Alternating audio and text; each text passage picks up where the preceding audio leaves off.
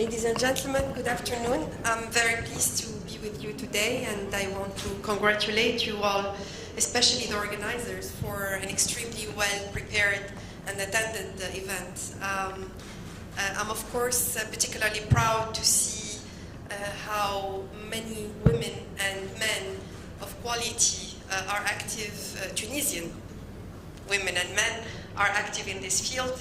I hope that Tunisians that are active in this field will grow over time, and we will continue to see a steady flow of them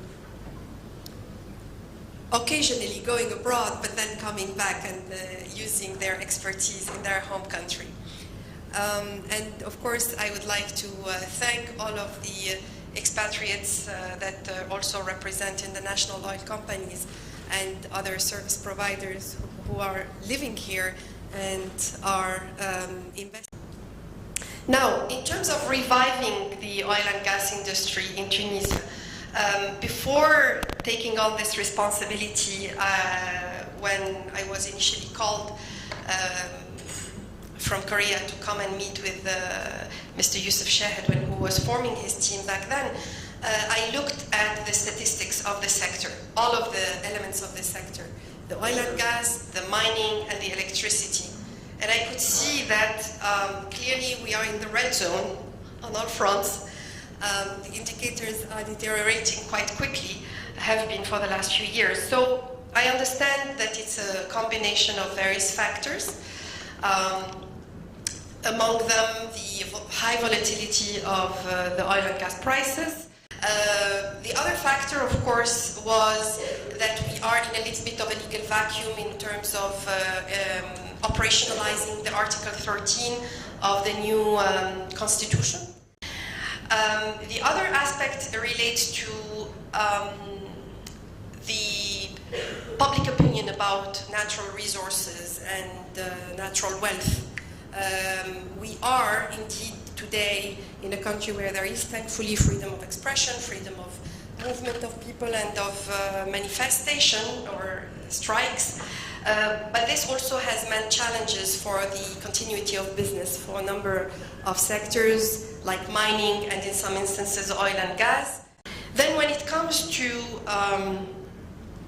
what needs to happen in order for the one, I think, where is Mr. Moscato? The one well we drilled. We drilled one well this year.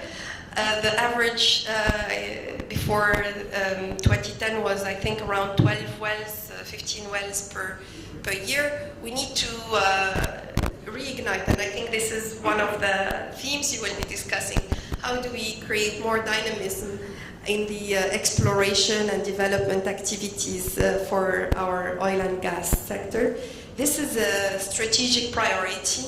The new government will be discussing Tunisia's high-level energy strategy for 2030 more broadly. I think right now only the component related to the solar plan was discussed and agreed, but we soon hopefully will be discussing the broad energy strategy, the vision, which includes what's the vision for oil, what's the vision for gas, what's the vision for electricity, of course, and the electricity mix.